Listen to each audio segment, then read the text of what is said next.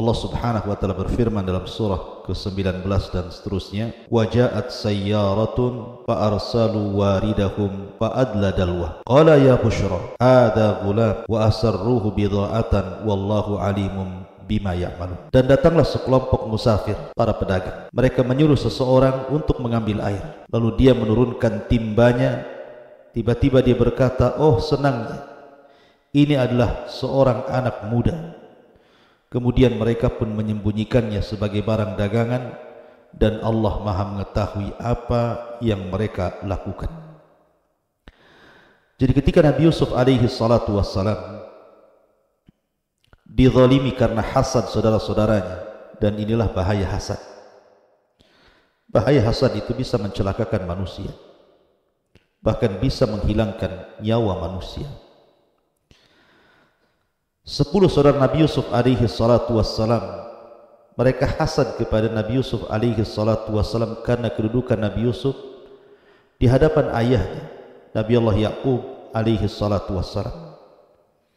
Karena terlalu dekatnya Nabi Ya'qub kepada Yusuf, terlalu sayangnya Nabi Ya'qub kepada Yusuf, sehingga menjadi hasad saudara-saudaranya, akhirnya berakhir dengan mencelakakan Nabi Yusuf alaihi salatu wassalam dan dimasukkan ke dalam sumur. Lah sumur ini sumur yang cukup dalam. Bisa saja Nabi Yusuf alaihi salatu wassalam mati dalam sumur itu.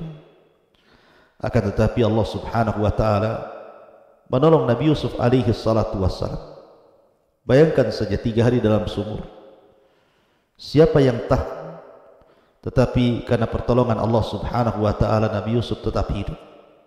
Kemudian diutus malaikat Jibril, kemudian menghibur Nabi Yusuf alaihi salatu wassalam dalam sumur itu.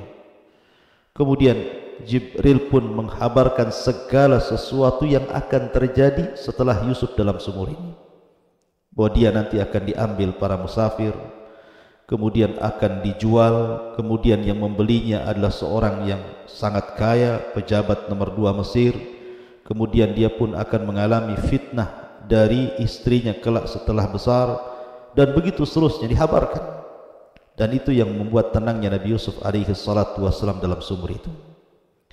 Maka ketika kemudian datang kafilah dagang yang mencari minum, akhirnya kemudian mereka melihat sumur, maka mereka senang. Akhirnya kemudian mereka menurunkan timba. Tiba-tiba timba itu berat. Rupanya Nabi Yusuf alaihi salatu wassalam memegang talinya, kemudian ditarik ke permukaan, dan mereka pun mengatakan, ya bushra hadha gulam, ya bushra hadha gulam. Oh senangnya, ada seorang anak muda yang sangat tampan di sini. Kemudian mereka pun menyembunyikan Nabi Yusuf di dalam dagangan-dagangan mereka, yang kemudian akhirnya kemudian mereka pun membawa Nabi Yusuf alaihi salatu wassalam ke Mesir dan diperjualbelikan. Dan Allah Subhanahu wa taala menggambarkan dalam ayat selanjutnya, wa syarauhu bi thamanin bakhsin darahima ma'dudah wa kanu fihi minaz zahidin. Dan mereka menjual Nabi Yusuf dengan harga yang rendah, yaitu beberapa dirham saja, sebab mereka tidak tertarik kepadanya. Dan Nabi Yusuf alaihi salatu wassalam dijual oleh para pedagang ini dengan harga yang sangat murah. Mungkin 2 dirham, mungkin 3 dirham, 4 dirham, atau sekalipun seandainya Nabi Yusuf itu diambil begitu saja tanpa harus ada penukaran dengan dirham atau dengan dinar, maka mereka akan melepaskannya. Artinya Nabi Yusuf tidak punya harga, karena mereka tidak tertarik dengan Nabi Yusuf alaihi salatu wassalam. Lah dari sinilah Allah Subhanahu wa taala hendak merubah nasib seseorang. Wa asa an takrahu syai'an wa huwa khairul lakum. Terkadang sesuatu yang kita anggap benci, rupanya itu sebuah kebaikan di hadapan Allah Subhanahu wa taala. Nabi Yusuf alaihi salatu wassalam diuji dalam sumur, dihasadi oleh saudara-saudaranya, tapi di balik itu ada hikmah yang besar yang akan diterima Nabi Yusuf alaihi salatu wassalam. Maka datanglah seorang pembesar Mesir.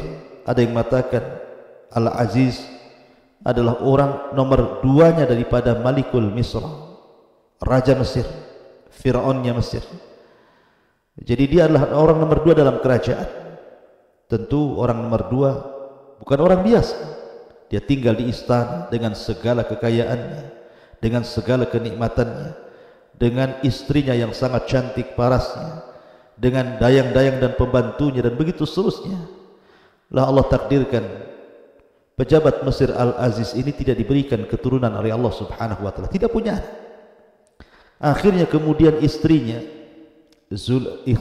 Imra'atu Aziz, ada yang mengatakan namanya Zulaiha, ingin membahagiakan suaminya. Karena tidak punya keturunan, akhirnya mereka pun berniat untuk mengambil anak untuk diadopsi, menjadi anak angkat mereka. Kemudian mereka pun datang ke pasar budak untuk membeli seorang anak untuk diambil sebagai anak angkat mereka.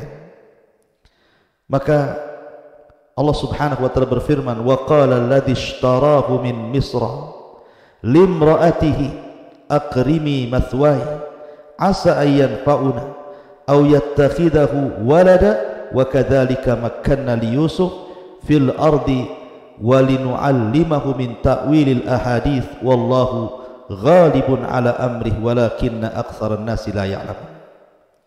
Dan orang Mesir yang membelinya berkata kepada istrinya, berikanlah kepadanya tempat yang layak, tempat yang baik, mudah-mudahan dia bermanfaat bagi kita atau kita pungut dia sebagai anak. Dan demikianlah kami memberikan kedudukan yang sangat baik kepada Yusuf di negeri Mesir, dan agar kami ajarkan kepadanya takwil mimpi, dan Allah berkuasa terhadap urusannya, akan tapi kebanyakan manusia tidak memahaminya.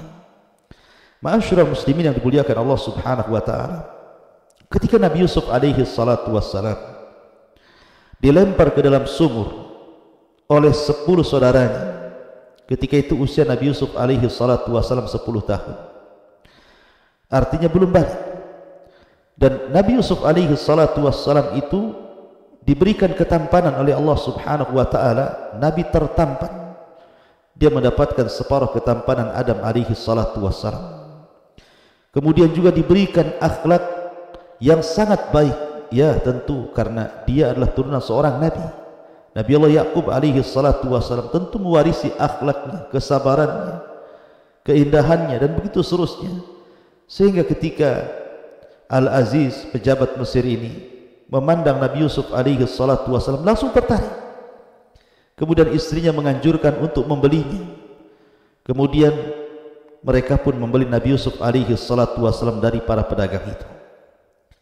Maka disinilah perubahan kehidupan Nabi Yusuf beralih ke sebuah istana. Dia tinggal di istana yang sangat megah, dengan makanan-makanan yang sangat lezat, dengan pendidikan-pendidikan, dengan pelayanan-pelayanan, dan begitu seterusnya. Dan dia pun diangkat menjadi anak Al-Aziz, pejabat nomor 2 Mesir. Dan tanpa terasa hari pun berganti, minggu pun berlalu, bulan pun kemudian hilang, datanglah tahun. Akhirnya tanpa terasa Nabi Yusuf pun kemudian sudah 10 tahun berada di dalam istana Al-Aziz ini.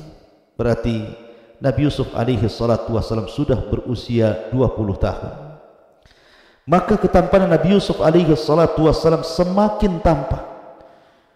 Bersihnya wajahnya, bersihnya badannya, tampannya, akhlaknya, senyumnya, dan begitu seterusnya. Itu pula yang menjadikan kemudian istri Al-Aziz bukannya sayang, malah kemudian tertarik dan jatuh cinta kepada Nabi Yusuf alaihi salatu wassalam. Akhirnya karena dia tidak mendapatkan pelayanan, kepuasan dari suaminya, maka dia pun kemudian ingin memuaskan dirinya dan hendak melakukan perzinahan dengan Nabi Yusuf alaihi salatu wassalam. Mulailah dia membuat makar bagaimana caranya dia mendapatkan Nabi Yusuf dan bisa melampiaskan syahwatnya. Allah Subhanahu wa taala berfirman, warawadtuhu allati huwa fi baitiha an nafsihi wa ghallaqatil abwab wa qalat hayta lak qala ma'adallah innahu rabbi ahsana mathwaya innahu la yuflihu zalimun.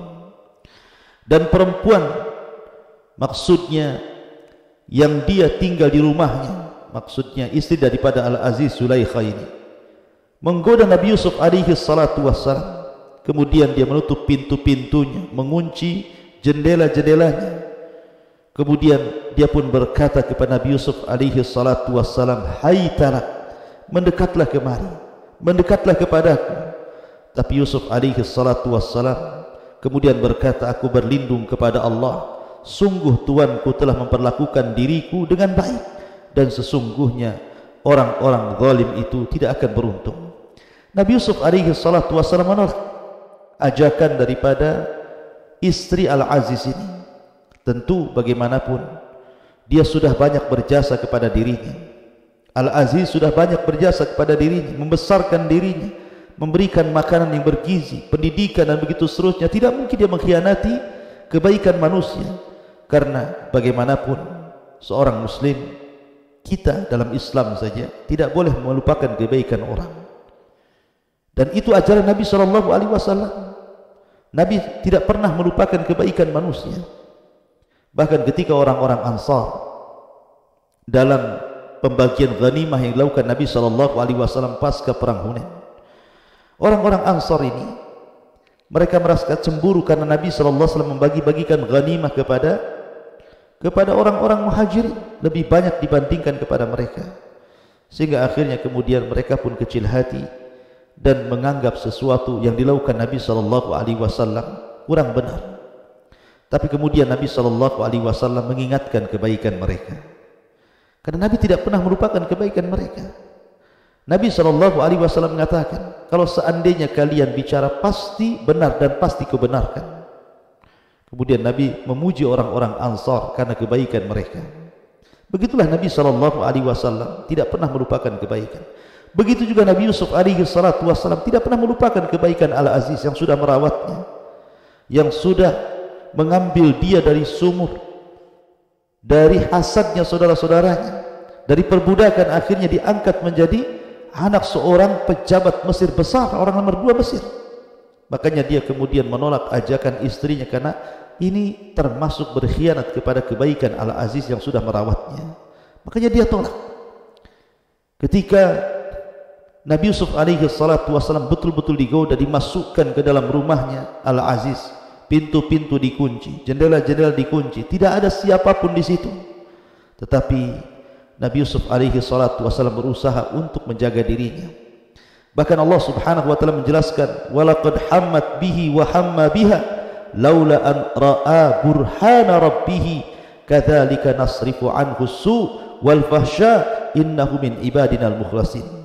Dan sungguh perempuan itu telah berkehendak kepada Yusuf, menginginkan Yusuf supaya melampiaskan syahwatnya, dan Yusuf pun berkehendak kepadanya. Ya, karena Nabi Yusuf alaihi salatu wassalam sudah menjadi anak muda, dan setiap laki-laki normal, setiap anak muda normal pasti akan diberikan syahwat, akan disukakan dengan wanita. Apalagi wanita di depan Nabi Yusuf, walaupun terpaut jauh usianya, tetapi dia bukan wanita biasa, wanita kaya yang suka merawat badannya, yang suka merawat mukanya, yang suka merawat keindahan tubuhnya, sehingga siapapun laki-lakinya pasti akan tertarik dengan keparasan cantik daripada Zulaiha ini. Apalagi Nabi Yusuf alaihi salatu wassalam anak muda, belum menikah. Kemudian dia orang asing, dia seorang musafir, di mana terkadang seorang musafir itu lebih nekat dibandingkan orang-orang mukim, karena kalau dia berbuat jahat tidak ada yang tahu. Tapi orang yang mukim di sebuah tempat, tentu kalau hendak berbuat jahat itu pasti akan terpikir, malu dengan keluarganya, malu dengan nama baik keluarganya, dan begitu seterusnya. Kemudian juga Nabi Yusuf alaihi salatu wassalam, dia adalah seorang yang di bawah kekuasaan Zulaiha, artinya dia harus nurut apa kata tuannya. Akan tetapi Nabi Yusuf alaihi salatu wassalam diberikan oleh Allah Azza wa Jalla untuk tidak melayani syahwat daripada Zulaiha ini. Dia tolak. Ya, ma'asyiral muslimin yang dimuliakan Allah Azza wa Jalla, bahkan dalam hatinya sebenarnya Yusuf juga berkehendak. Makanya Allah mengatakan wa hamma biha, dan Yusuf pun sebenarnya dalam hatinya kepengen melakukan itu.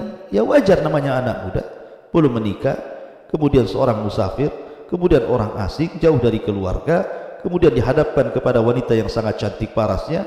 Siapa yang tidak tergoda dengan Zulaiha? Tetapi Allah Subhanahu wa taala tolong Nabi Yusuf, makanya Allah mengatakan laula an ra'a burhana rabbi. Kalau sekiranya dia tidak melihat tanda-tanda dari Tuhannya yang demikian besar, kemudian kami palingkan darinya keburukan dan kekejian, sungguh dia Yusuf termasuk hamba-hamba yang terpilih. Sebagian ulama mengatakan yang dimaksud burhan di sini artinya, jadi Nabi Yusuf malu ketika melihat berhala. Dan di situ di kamar Zulaikha itu ada berhala. Kemudian dia tutup berhala itu. Padahal berhala itu tidak berakal, tidak bisa bicara, tidak bisa mendengar. Tetapi karena dia malu dengan berhala itu, maka kemudian dia tidak jadi mengikuti apa kemauan daripada Zulaikha. Ada juga yang mengatakan yang dimaksud burhan di sini adalah dia teringat dengan bapaknya Yakub. Dia teringat dengan kebaikan Yakub ayahnya sehingga dia menolak permintaan wanita itu. Ada juga yang mengatakan dia teringat dengan perkataan Jibril, dan ini yang benar dalam sumur itu, bahwa nanti engkau wahai Yusuf akan digoda oleh seorang wanita yang bernama Zulaikha, maka jangan kau tanggapi godaannya. Makanya Nabi Yusuf alaihi salatu wassalam dihindarkan oleh Allah Subhanahu wa taala dari keburukan. Ma'asyiral muslimin yang dimuliakan Allah Azza wa Jalla. Tapi lihat bagaimana wanita yang sudah tergila-gila dengan Nabi Yusuf ini. Dia membuat makar. Kemudian mengatakan, Al-Quran berfirman, wastabaqal bab wa qaddat qamisahu min duburin wa alfaya sayyidaha ladal bab qalat ma jaza'u man arada bi ahlika su'an illa an yusjan aw adzabun alim. Dan keduanya berlomba-lomba menuju pintu. Jadi Zulaikha mengejar Nabi Yusuf yang lari ke pintu, dan pintu itu terkunci. Percuma saja sebenarnya Nabi Yusuf alaihi salatu wassalam ingin lari dari ruangan itu, karena dia tidak bisa lari. Pintu terkunci, jendela terkunci. Yang punya kunci hanyalah suami istri Zulaikha dan Aziz saja. Maka keduanya berlomba menuju pintu, dan perempuan itu menarik baju gamisnya Yusuf dari belakang hingga koyak. Jadi robek pakaian belakangnya karena ditarik oleh Zulaikha, dan keduanya mendapati suami perempuan itu ternyata sudah berada di depan pintu. Maksudnya ketika Nabi Yusuf alaihi salatu wasallam ditarik pakaiannya oleh Zulaikha, kemudian pakaian itu robek dari belakang, tiba-tiba suaminya datang, kemudian membukakan pintu. Kemudian suaminya kaget tidak terkira karena di dalam kamar itu hanya ada Zulaikha dan Nabi Allah Yusuf alaihi salatu wassalam sedang berdua-duaan, dan kondisi pakaian Nabi Yusuf telah robek dari belakang. Kemudian karena ketahuan, maka Zulaikha pun kemudian membela diri dan mengatakan dia yang memulai. Nabi Yusuflah yang telah memulai. Dia menginginkan diriku. Lalu apakah balasan terhadap orang-orang yang bermaksud buruk terhadap istrimu wahai suamiku, selain dipenjarakan atau dihukum dengan siksaan yang pedih? Maka Nabi Yusuf alaihi salatu wassalam tentu difitnah seperti itu, dia pun melakukan pembelaan. Tidak mungkin diam saja. Makanya dia mengatakan, qala hiya rawadatni an nafsi. Dia yang menggodaku duluan, bukan aku yang merayunya duluan. Ya, jadi Yusuf alaihi salatu wassalam membela diri. Ya, bahwa aku tidak pernah melakukannya, aku tidak pernah memulai dahulu, dia menginginkan diriku. Dan Al-Aziz ini orang yang berakal. Ya, dia tahu bahwa yang salah istrinya, apalagi ketika itu ada pembantunya, ada budaknya, ada khadimnya yang sedang membawa anak bayi. Tiba-tiba anak bayi itu bisa bicara. Allah Subhanahu wa taala buat dia bisa bicara. Itulah yang Allah firmankan, wa syahida syahidum min ahliha, wa syahida syahidum min ahliha, dan bersaksilah. Orang yang bersaksi itu memberikan kesaksian, kemudian bicara bahwa yang benar adalah Yusuf dan yang salah adalah Zulaikha. Dan syahida syahid maksudnya orang yang bersaksi ini adalah bayi kecil yang belum bisa bicara, tapi Allah buat dia bicara. Kemudian dia pun mengatakan, in kana qamisuhu qudda min qubulin fasadaqat wa huwa minal kadhibin, wa in kana qamisuhu qudda min duburin fakadzabat wa huwa minas sadiqin. Kata bayi ini, dia mengatakan, kalau seandainya baju gamis itu koyak dari depan, berarti wanita itu yang benar dan Yusuf termasuk orang yang dusta. Tapi kalau seandainya yang koyak itu bagian belakang, maka perempuan itu telah berdusta dan Yusuflah termasuk orang-orang yang benar. Ternyata setelah dilihat, koyaknya pakaian Nabi Yusuf bukan di depan, tapi di belakang, menunjukkan bahwa Yusuf tidak salah, karena dia tidak melakukan hal apapun. Zulaiha yang memulai, yang kemudian menarik baju Nabi Yusuf dari belakang kemudian koyak. Subhanallah. Ini suami sudah tahu bahwa istrinya yang salah, tapi masih dibela. Ya. Sehingga dia mengatakan kepada Yusuf, Yusuf, a'rid an hadza wastaghfir li dzambik innaka kunti minal khati'in. Wahai Yusuf, dah lupakanlah kejadian ini. Tidak usah lagi diingat-ingat. Sudah lupakan yang lalu, sudahlah berlalu.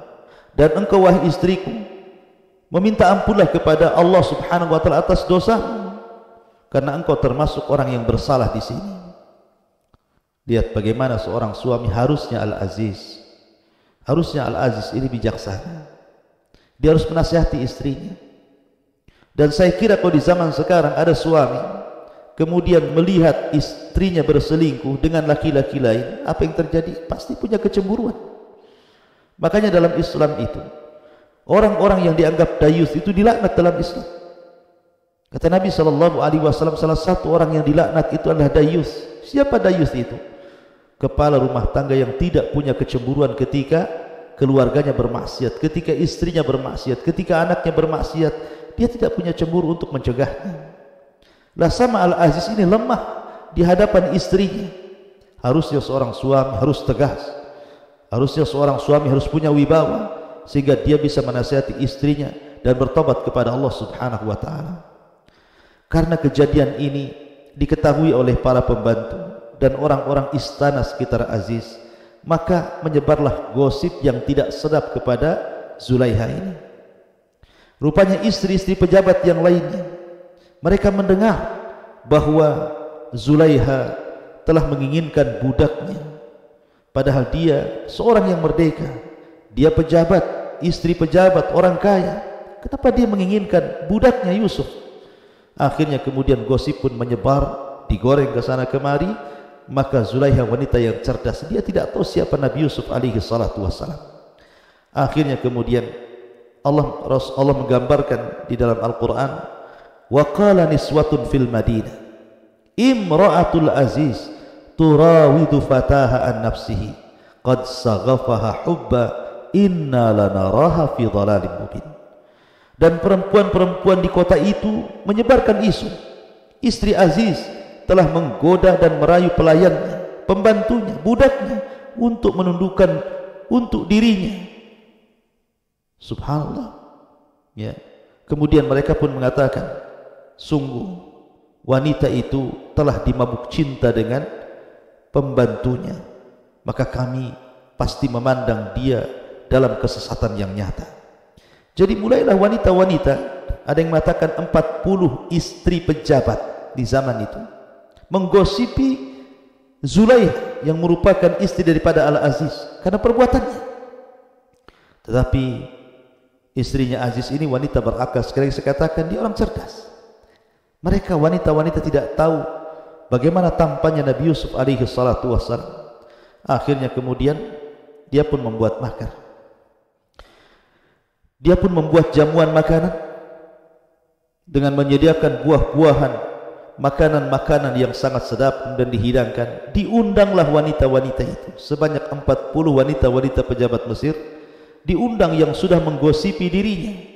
Maka datanglah wanita-wanita ini, kemudian duduk berbaris, di depannya ada buah-buahan dan makanan, kemudian disuruh untuk memegang pisau masing-masing. Maka ketika itu mereka tidak tahu apa yang akan dilakukan Zulaiha. Ketika mereka sudah memegang pisau masing-masing, di hadapannya ada buah-buahan dan juga makanan yang lainnya, tiba-tiba kemudian Zulaiha memerintahkan Yusuf alaihi salatu wassalam untuk keluar kepada mereka para wanita itu. Maka keluarlah Yusuf alaihi salatu wassalam. Keluar kepada wanita-wanita, 40 wanita-wanita pejabat ini. Subhanallah. Apa yang dikatakan Al-Quran? Ketika Zulaikha mengatakan wa qalat ikhruj alaihin, wahai Yusuf, keluarlah, tunjukkan jati dirimu kepada mereka. Apa yang terjadi? Falamma ra'ainahu akbarna wa qatta'na aydiyahunna wa qulna hasya lillah ma hadha basharan in hadha illa malakun karim. Apa yang terjadi ketika Zulaikha meminta Nabi Yusuf untuk keluar, menampakkan dirinya di hadapan wanita-wanita itu? Maka perempuan-perempuan, istri-istri pejabat yang sedang duduk di depannya hidangan, di tangannya pisau, ketika melihat Nabi Yusuf alaihi salatu wassalam, mereka terpesona dengan keelokan rupa Nabi Yusuf, dengan ketampanan Nabi Yusuf, dan tanpa sadar mereka pun melukai tangan-tangan mereka dengan pisau-pisau itu.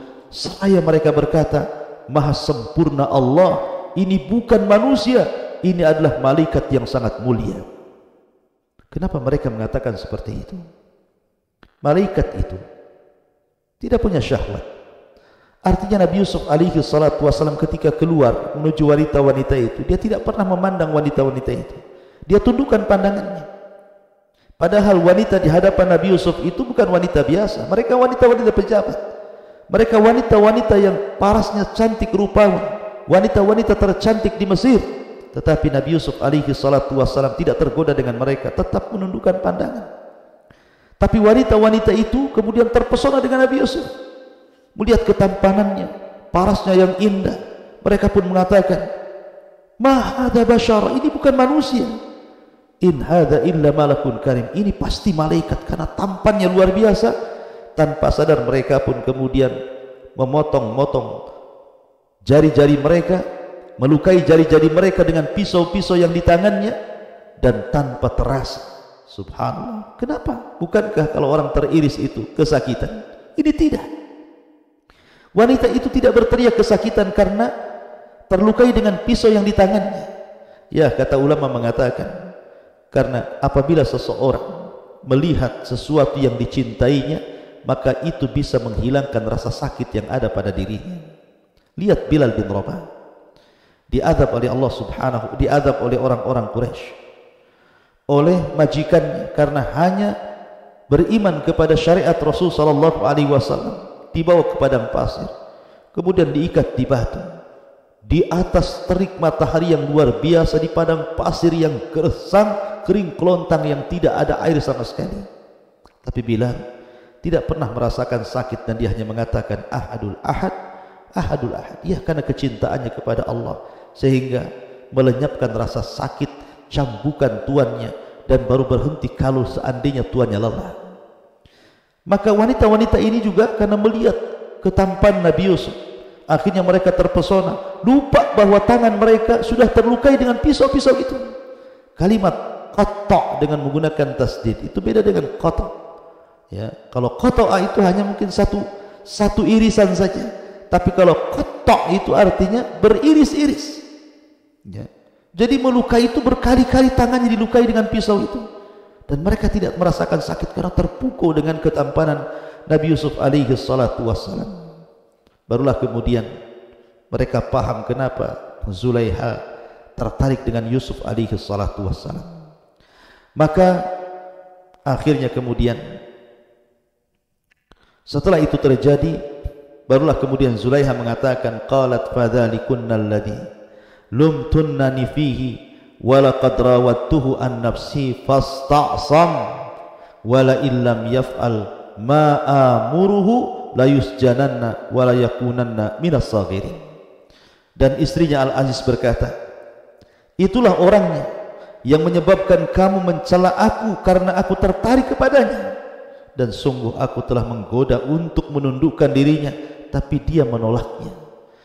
Yusuf menolaknya, ya, karena dia tahu bahwa perbuatan itu tidak benar. Perbuatan itu perbuatan fahsya wal munkar. Perbuatan itu tidak menunjukkan akhlak untuk membalas kebaikan Al-Aziz. Makanya Nabi Yusuf alaihi salatu wassalam menolak itu. dan seorang nabi maksum akan dijaga oleh Allah Subhanahu wa taala. Lah ketika kemudian Zulaiha sudah menggoda Nabi Yusuf dengan cara yang halus, tidak bisa juga.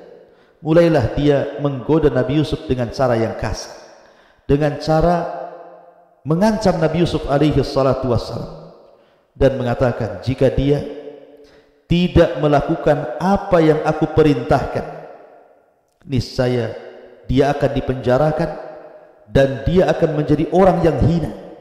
Dia tidak boleh lagi tinggal di istanaku, dia harus masuk penjara.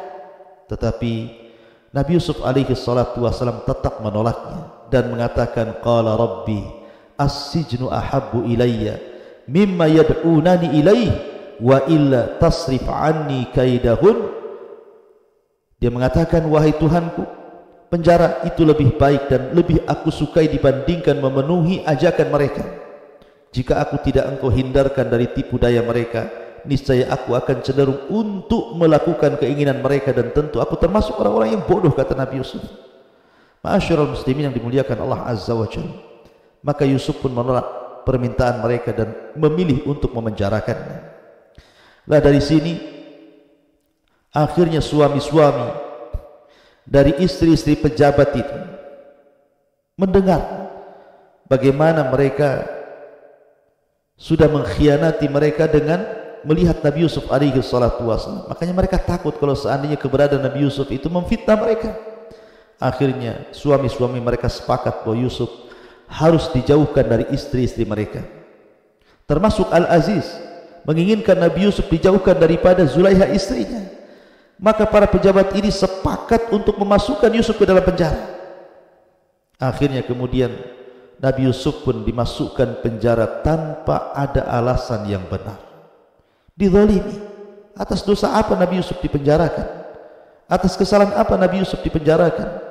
Tapi begitulah terkadang seseorang diuji untuk dinaikkan derajatnya.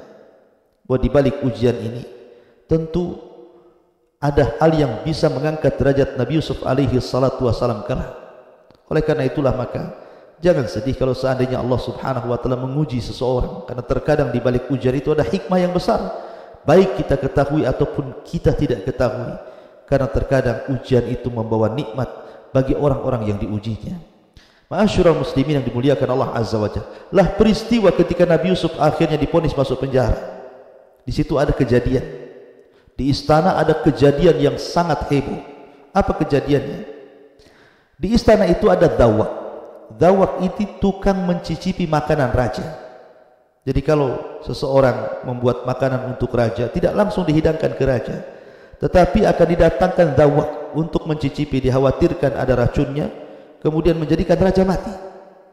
Lah ketika itu dawak ini sedang mencicipi dua makanan, satu berupa asir, minuman peras, dan yang satunya roti. Kemudian dimakannya roti itu. Setelah makan roti kemudian dia minum asir. Tiba-tiba setelah makan roti dan minum asir itu kemudian matilah dawak ini, meninggal dunia. Ya ada kemungkinan mungkin di antara roti dan asir itu, minuman perasan itu, atau mungkin bahasa kitanya jus, mungkin diracuni, atau mungkin salah satu makanan itu ada racunnya, entah di minumannya atau mungkin di rotinya. Akhirnya meninggallah dawak ini yang tukang mencicipi makanan raja ini. Kemudian tersangkanya adalah imma yang membuat roti ataupun yang membuat minuman. Maka ditangkaplah kedua-duanya dan dimasukkan satu penjara dengan Nabi Yusuf alaihi salatu wassalam. Lah akhirnya kemudian Allah Subhanahu wa taala menjelaskan ini. Wa dakhala ma'ahu sijn fatayat qala ahaduhuma inni arani a'siru khamran wa qala al-akhar inni arani ahmilu fawqa ra'si khubzan ta'kulu at-tayra minhu nabbi'na bi ta'wilihi inna lanaraka minal muhsinin. Dan bersama dia masuk, maksudnya Nabi Yusuf masuk ke dalam penjara, masuk pula dua orang pemuda dalam penjara itu, pembuat roti dan pembuat minuman, yang dengan sebab keduanya meninggallah tukang cicipin makanan itu. Salah satu keduanya tiba-tiba Allah Subhanahu wa taala mimpikan. Jadi keduanya bermimpi, ya. Baik yang tukang membuat minuman raja ataupun tukang membuat roti makanan raja, bermimpi kedua-duanya. Di antara mimpinya, salah satunya berkata, sesungguhnya aku bermimpi memeras anggur, dan yang lainnya berkata, aku bermimpi bahwa roti di atas kepalaku, membawa roti di atas kepalaku, sebagiannya dimakan burung. Berikanlah kepada kami takwilnya wahai Yusuf, sesungguhnya kami memandang dirimu termasuk orang-orang yang berbuat baik. Akhirnya kemudian Nabi Yusuf alaihi salatu wassalam mentakwilkan mimpi keduanya. Yusuf pun mengatakan, qala la ya'tikuma ta'amu turzaqani illa nabba'tukuma bita'wilihi qabla an ya'tikuma dhalikuma mimma 'allamani rabbi inni taraktu millata qaumi la yu'minuna billahi wa hum bil akhirati hum kafirun. Yusuf berkata, makanan apapun yang akan diberikan kepadamu berdua, aku telah mendapatkan atau telah dapat menerangkan takwilnya sebelum makanan itu sampai kepadamu. Itu sebagian dari yang diajarkan Tuhanku. Sesungguhnya aku telah meninggalkan agama orang-orang yang tidak beriman kepada Allah, bahkan mereka tidak percaya kepada hari akhir. Sebelum Nabi Yusuf alaihi salatu wassalam mentakwilkan mimpi keduanya, maka Nabi Yusuf mulai berdakwah, mendakwahkan dakwah tauhid agar keduanya masuk ke dalam Islam. Karena Yusuf tahu nih, salah satu dari keduanya akan divonis mati. Karena salah satu keduanya telah meletakkan racun, kalau seandainya tidak dimakan zawak, tentu raja akan mati. Ya. Tapi karena kemudian yang mencicipi dulu adalah zawaknya, maka dia yang meninggal sebelum sampai ke makanan raja itu.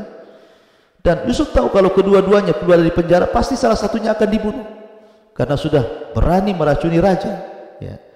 Makanya Nabi Yusuf alaihi salatu wassalam ingin mendakwai keduanya, ingin mengajak keduanya ke dalam tauhid. Makanya Nabi Yusuf alaihi salatu wassalam mulai berdakwah kepada keduanya, mengajak mereka berdua kepada tauhid. Dan dia mengatakan, wattabi' millata abai Ibrahim wa Ishaq wa Yaqub ma kana lana an nusyrika billah min syai'in dzalika min fadlillahi alaina wa 'alan nas walakinna aktsaran nas la yashkurun. Wattaba'tu millata abai Ibrahim, dan aku mengikuti agama nenek moyangku Ibrahim. Wattaba'tu millata abai Ibrahim, kemudian juga Ishak, kemudian Yakub. Tidak pantas bagi kami para nabi mempersekutukan sesuatu apapun dengan Allah. Itu adalah dari karunia Allah kepada kami dan kepada manusia semuanya, tetapi kebanyakan manusia tidak bersyukur kepada Allah subhanahu wa ta'ala.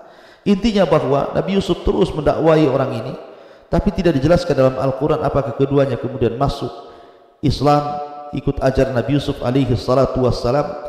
Yang jelas bahwa Nabi Yusuf alaihi salatu wassalam berusaha untuk berdakwah kepada keduanya sebelum mentakwilkan mimpinya, karena Yusuf tahu bahwa salah satu dari keduanya pasti akan dibunuh.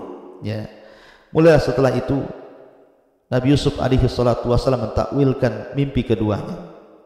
Apa takwilnya? Ya sahibai sijni, amma ahadukuma fayaski rabbahu khamra wa ammal akhar fayuslabu fatakulu tayru min ra'sih qudiyal amrul ladhi fihi tastaftiyan. Wahai kedua penghuni penjara, salah seorang di antara kamu akan bertugas menyediakan minuman khamr bagi tuannya, artinya akan bekerja lagi untuk membuat asir, minuman khusus raja. Tetapi yang satunya lagi, kata Nabi Yusuf alaihi salatu wassalam, akan disalib, akan dibunuh, kemudian akan disalib, lalu burung-burung akan memakan sebagian kepalanya. Nabi Yusuf alaihi salatu wassalam mengatakan, yang satunya selamat, yang satunya akan dibunuh, disalib, kemudian akan dimakan separuh kepalanya oleh burung. Telah terjawab perkara yang kamu tanyakan kepadaku. Wa qala lilladzi dhanna annahu najin minhuma udhkurni inda rabbik. Dan dia pun Yusuf berkata kepada orang yang diketahuinya akan selamat di antara mereka berdua, terangkanlah kepadaku kepada Tuhan. Nanti kalau kau sudah keluar dari penjara, jelaskan bahwa aku yang mentakwilkan mimpi kalian berdua. Fa'ansahu syaitan dzikra rabbih falabisa fi sijni bid'a sinin. Maka setan menjadikan dia lupa untuk menerangkan kepada Yusuf, kepada tuannya. Karena itu Yusuf tetap dalam penjara beberapa tahun lamanya. Artinya bahwa Nabi Yusuf alaihi salatu wassalam setelah memberikan takwil mimpi itu, berharap dengan kemudian bagi orang yang selamat ini menceritakan perkara itu kepada tuannya, kepada rajanya, mudah-mudahan dia bisa keluar dari penjara. Akan tetapi Allah takdirkan keinginan Nabi Yusuf tidak sebagaimana keinginan Allah subhanahu wa ta'ala. Allah ingin menyelamatkan Nabi Yusuf dengan dirinya sendiri. Allah yang akan menyelamatkan nanti. Ya. Dengan cara apa? Dengan cara takwil mimpi. Jadi ketika betul-betul dua orang di penjara ini keluar, maka apa yang ditakwilkan oleh Nabi Yusuf alaihi salatu wasallam menjadi kenyataan. Rupanya yang menaruh racun kepada makanan itu adalah pembuat roti itu. Jadi dia membuat roti, hendak membunuh raja dengan cara meletakkan racun. Tetapi kemudian roti itu kemudian dicicipi oleh Dhawak, maka Dhawaklah kemudian yang meninggal dunia. Akhirnya setelah keluar penjara dia pun dieksekusi mati, kemudian disalib, dan sebagian kepalanya dimakan burung, persis seperti takwilnya Nabi Yusuf alaihi salatu wasallam. Adapun yang suka membuat air, suka membuat asir, selamat, sehingga tidak dibunuh karena tidak berbuat jahat, tidak meletakkan racun untuk raja. Akhirnya kemudian dia pun lupa nasihat Nabi Yusuf alaihi salatu wasallam. Akhirnya Yusuf pun terpaksa harus mendekam di penjara lebih lama lagi, sampai 10 tahun setelah kejadian itu. Nabi Yusuf alaihi salatu wasallam tetap dalam penjara. Subhanallah, di penjara tanpa ada salah, di penjara tanpa ada alasan. Ini kezaliman, ya, hasadnya para pejabat Mesir, ya, karena dikhawatirkan kemudian wanita-wanita itu tertarik dan terpesona dengan Nabi Yusuf alaihi salatu wasallam. Ini kezaliman, ya. Lah ketika itu Allah subhanahu wa ta'ala takdirkan sang raja bermimpi. Sang raja bermimpi. Makanya saya katakan kisah Nabi Yusuf ini unik. Permulaan kisah bicara mimpi, dan sekarang kita masuk pertengahan kisah juga bicara mimpi, ya. Dan nanti di akhir kisah pun bicara mimpi. Lah sang raja ini bermimpi. Apa mimpinya? Wa qala al-malik inni ara sab'a baqaratin siman ya'kuluhunna sab'u ijab wa sab'a sumbulatin khudrin wa ukhra yabisat ya ayyuhal mala'u uftuni fi ru'yaya in kuntum li ru'yaya ta'buruh qalu adghasu ahlamin wa ma nahnu bi ta'wilil ahlami bi'alimin. Dan raja pun berkata kepada para pemukanya, sesungguhnya aku bermimpi semalam melihat 7 ekor sapi betina yang gemuk dimakan oleh 7 ekor sapi betina yang kurus. Subhanallah, ini mimpinya aneh. Harusnya yang gemuk memakan yang kurus, ini pula yang kurus memakan yang gemuk. Dan sapi itu tidak mungkin memakan sapi. Mana ada sapi makan sapi? Sapi bukan kanibal, sapi bukan memakan daging, sapi itu pemakan rumput. Makanya mimpinya aneh, ya. Kata raja, dia mengatakan, sesungguhnya aku bermimpi melihat 7 ekor sapi betina yang gemuk dimakan oleh 7 ekor sapi betina yang kurus. Bukan itu saja, 7 tangkai gandum yang hijau kemudian menyatu dengan 7 tangkai yang lainnya yang kering. Kemudian raja mengatakan, wahai para pemuka, terangkanlah kepadaku tentang takwil mimpiku ini, jika kalian bisa mentakwilkan mimpiku.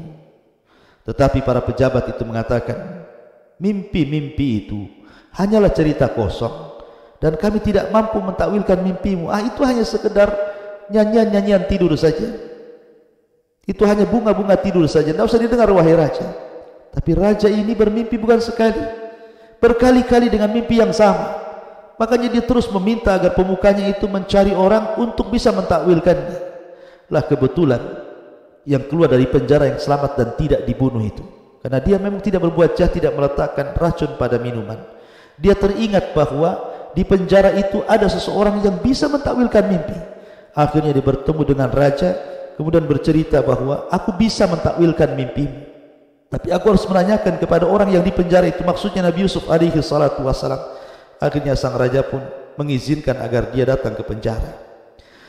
Selepas sampai di penjara, dia mengatakan kepada Nabi Yusuf alaihi salatu wassalam, Yusuf ayyuhas siddiq aftina fi sab'i baqaratin siman ya'kuluhunna sab'u ijab wa sab'i sumbulatin hudrin wa ukhra yabisah la'alli arji ila nas la'allahum ya'lamun.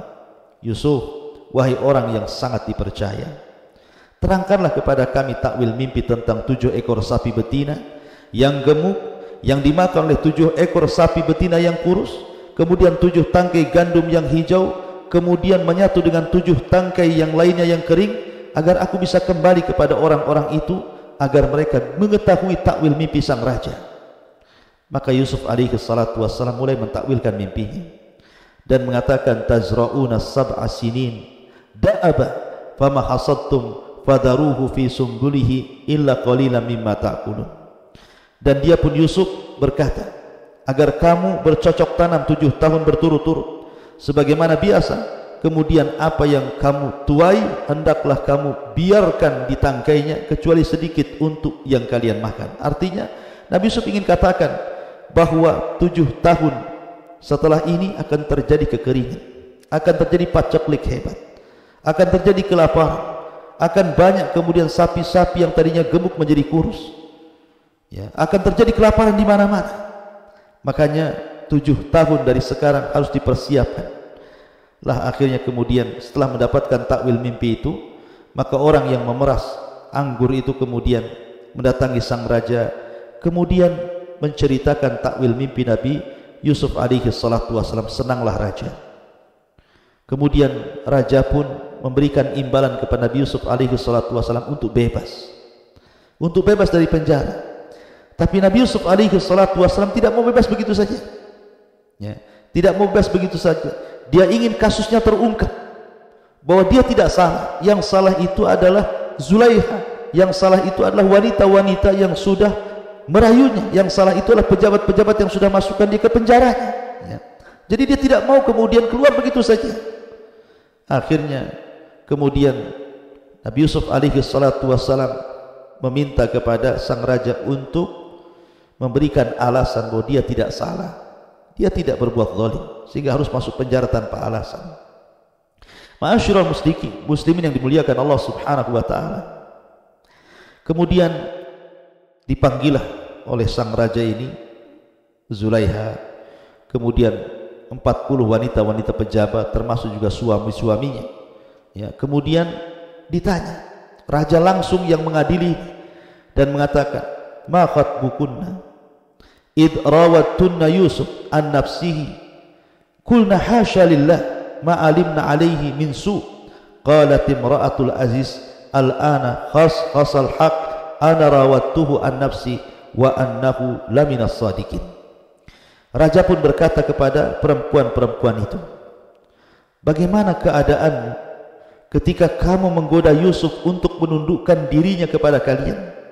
Mereka berkata, Maha sempurna Allah, kami tidak mengetahui sesuatu keburukan darinya. Lalu istri Aziz mengatakan, sekarang jelaslah kebenaran itu, akulah yang menggoda dan merayunya, dan sesungguhnya dia termasuk orang-orang yang benar. Dari sini terungkap kasusnya. Karena bagaimanapun ketika wanita-wanita itu melalui Nabi Yusuf alaihi salatu wassalam, ada bukti di tangan-tangan mereka berupa luka-luka pisau-pisau, goresan-goresan pisau berkali-kali, sehingga luka-luka itu tidak mungkin kemudian hilang begitu saja. Dan itu menjadi bukti bahwa mereka yang salah menggoda Nabi Yusuf, hendak menjerumuskan Yusuf kepada keburukan, ya.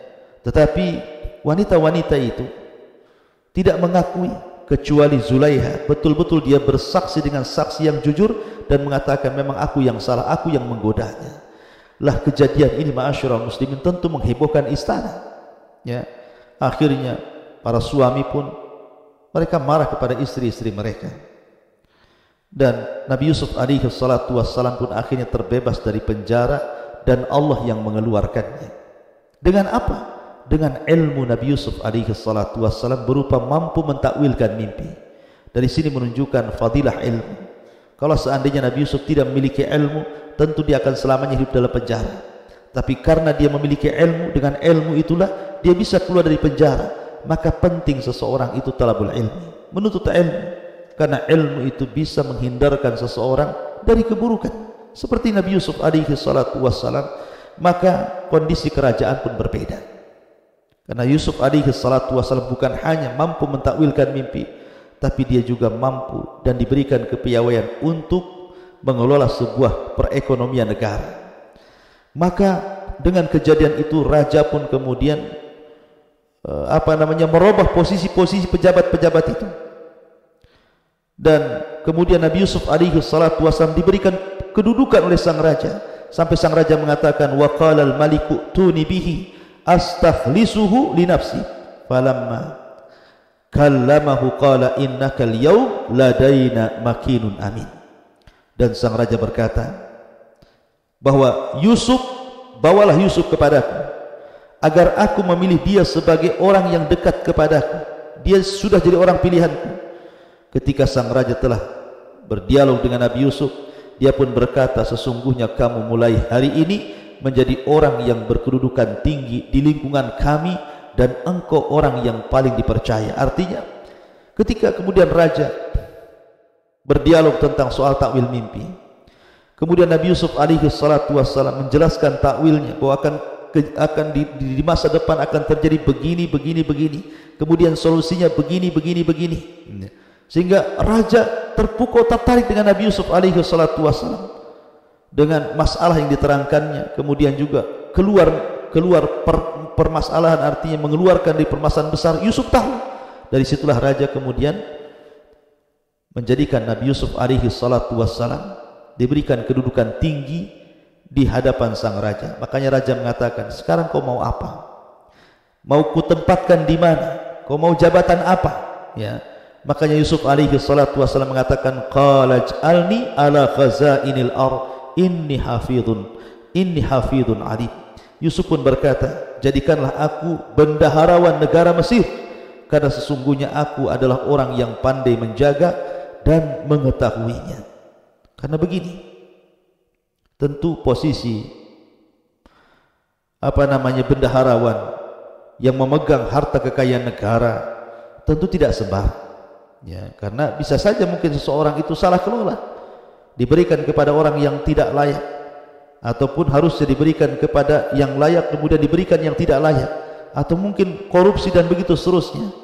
Tapi Nabi Yusuf alaihi salatu wasallam punya kepercayaan dia sanggup untuk memegang jabatan itu, karena dia hafidhun alim, bisa atau pandai menjaga, dan dia mengetahui cara bagaimana mengelola harta negara supaya tidak hilang dan berkembang. Akhirnya kemudian sang raja pun mengangkat Nabi Yusuf alaihi salatu wasallam. Dialah menjadi orang yang kedua setelah raja yang sebelumnya Al-Aziz diturunkan jabatannya. Yusuf naik pula jabatannya menjadi bendaharawan negara, mungkin bahasa kita mungkin menteri ekonomi atau apalah, menteri keuangan gitu ya, yang memegang harta kerajaan. Ma'asyiral muslimin yang dimuliakan Allah Subhanahu wa taala, maka dari sini berubahlah nasib Nabi Yusuf alaihi salatu wasallam. Wa asa an takrahu syai'an wa huwa khairul lakum. Terkadang sesuatu yang Anda anggap benci itu rupanya sebuah kebaikan. Ujian demi ujian ditimpakan Allah kepada Nabi Yusuf alaihi salatu wasallam, mulai daripada hasadnya 10 saudaranya, kemudian memasukkan Nabi Yusuf ke dalam sumur, kemudian dibawa oleh para pedagang, kemudian dijual dengan cara murah, kemudian mendapatkan ujian, dirayu, digoda oleh perempuan aziz dan para perempuan pejabat-pejabat Mesir. Akhirnya harus masuk mendekam di penjara selama bertahun-tahun tanpa ada alasan yang benar. Tetapi dengan kesabarannya Nabi Yusuf alaihi salatu wasallam diangkat derajatnya oleh Allah, dan sekarang dia menjadi bendaharawan Mesir, menjadi orang yang menentukan nasib perekonomian Mesir 7 tahun ke depan, bahkan mungkin puluhan tahun ke depan. Dan Nabi Yusuf alaihi salatu wasallam berhasil sehingga raja sangat percaya dengan Nabi Yusuf alaihi salatu wasallam. Lalu apa yang terjadi setelah Nabi Yusuf alaihi salatu wasallam memegang bendaharawan Mesir? Apa yang terjadi dengan ayahnya Yakub alaihi salatu wasallam? Apa yang terjadi dengan saudara-saudaranya Yusuf alaihi salatu wasallam? Tentu ini pembahasan yang sangat panjang. Nanti insyaallah kita akan lanjutkan lain kesempatan. Mudah-mudahan ada manfaatnya. Subhanakallah bihamdika asyhadu an la ilaha illa anta astaghfiruka wa atubu ilaik. Saya kembalikan kepada moderator, falyatafaddal mashkura. Atas materi yang telah disampaikan di kesempatan kali ini, dan mungkin kita akan membacakan pertanyaan yang telah masuk di redaksi Kiswah TV. Bismillah. Assalamualaikum warahmatullahi wabarakatuh. Ustaz, Waalaikumsalam. bagaimanakah cara kita menjaga diri dari fitnah laki-laki ataupun perempuan, terutama bagi kaum laki-laki? Karena mengingat zaman ini banyak sekali perempuan yang berhias hingga berlebihan, bahkan banyak yang mengumbar auratnya. Bagaimanakah cara kami menundukkan hati dan pandangan kami? Syukran Ustaz, barakallahu fiik. Ya, alhamdulillah. Nabi SAW bersabda, ya ma'syaras sabab, man istata'a minkumul ba' falyatazawwaj, fa innahu aghaddu lil basari wa ahsanu lil farj. Wa man lam yastati' fa alaihi bisyam fa inna lahu wijah. Kata Nabi SAW, wahai anak-anak muda, kalau anda diberikan kesanggupan menikah, menikahlah, karena itu bisa menundukkan pandangan dan menjaga kemaluan. Tapi barang siapa yang tidak sanggup, maka berpuasalah, karena puasa itulah benteng antara anda dengan syahwat anda. Dari sini Nabi SAW menganjurkan untuk menikah bagi yang sanggup. Kalau tidak sanggup, maka berpuasa. Kalau tidak sanggup, ambillah aktivitas-aktivitas yang menyibukkan anda supaya tidak teringat dengan syahwat itu. Mungkin salurkan kegemaran anda ke olahraga, mungkin ke olahraga apa saja, sehingga anda disibukkan dengan olahraga itu sehingga tidak memikirkan yang lainnya. Tentu itu semua setelah meminta taufik kepada Allah Subhanahu wa taala. Mintalah taufik kepada Allah agar kita dihindarkan dari fitnah wanita, dan berusaha untuk ghaddul basar, untuk menundukkan pandangan. Karena Nabi SAW ketika melarang orang-orang duduk-duduk di jalan-jalan, pinggir-pinggir jalan, kata Rasulullah, iyyakum wal julus ala turuq wal julus ala turuqat. Kata Nabi SAW, hati-hati, jangan kalian duduk-duduk di tepi jalan. Ya, Nabi SAW melarang, karena di zaman sekarang banyak anak-anak muda yang kadang-kadang duduk-duduk di atas motor, di tepi jalan, di jembatan, kadang-kadang di trotoar-trotoar gitu ya. Nah, tapi Nabi mengatakan kalau seandainya harus kalian duduk di situ, harus duduk juga di situ, tidak bisa tidak, maka berikanlah hak jalan itu. Salah satunya adalah raddus salam, kemudian menjawab salam, kemudian ghaddul basar, menundukkan pandangan, wa kaful adha, kemudian menghindarkan sesuatu yang membahayakan manusia. Mungkin ada paku kita ambil, ada beling kita ambil, ada batu yang bisa mencelakakan kendaraan roda 2 atau roda 3 kita buang gitu kan. Tapi salah satunya adalah ghaddul basar, menundukkan pandangan. Ya, karena hanya dengan itu di zaman sekarang memang untuk terhindar dari fitnah itu sulit.